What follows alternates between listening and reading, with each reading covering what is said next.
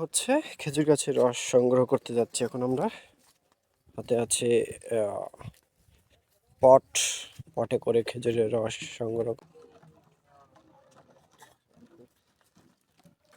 রস কেমন? বেশি?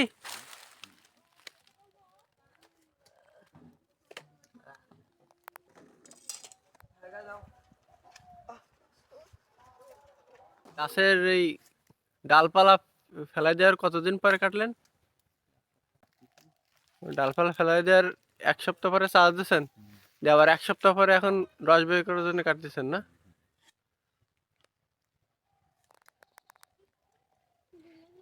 গাছের রসের লাইন কিরম, ভালো?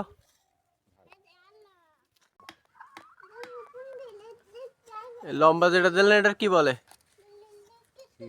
খিল। আর দুই পাশে যেটা দিচ্ছেন? খিল আর খোটা না? খিল দিয়ে রস পড়বে আর খোটা দিয়ে পট ধরে রাখবে। আচ্ছা।